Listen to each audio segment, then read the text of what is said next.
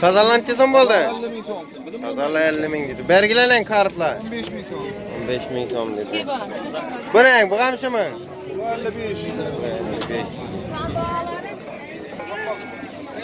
Ağzı 60. İlan balıkçı so'm bo'ldi.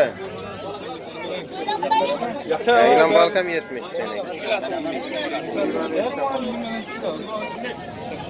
Lakkancha so'm bo'ldi. Lakkalar 25 dan bor.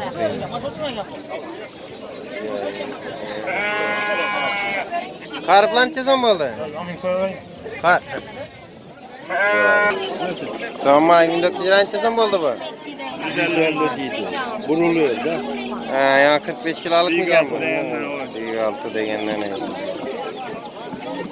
Azın işi donasını çizim dediniz mi ne?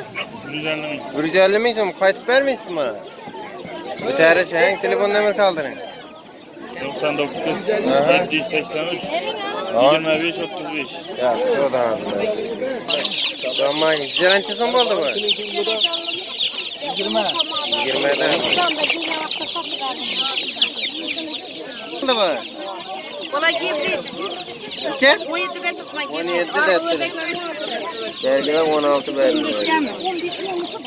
Çıkar. Selamun aleyküm. Yolla olasın. Baltalancha so'm bular? Ene baltalar 200 so'm, 250 so'm, 100 so'm. 250 so'm, 100, 120 dedi yine. Ondan 60, 50. Ana.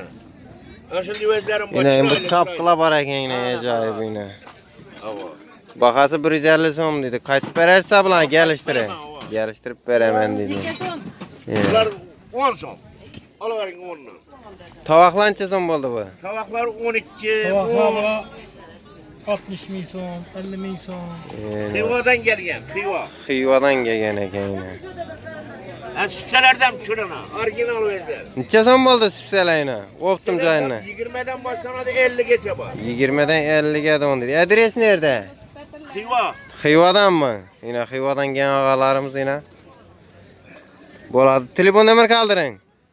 Telefon numara 90'lık Aha. 713 Avan. 1060. Bo'ladi ya. So'danızı versin. Telefon qilib bog'lanib olaverasizlar yine. Rahmet.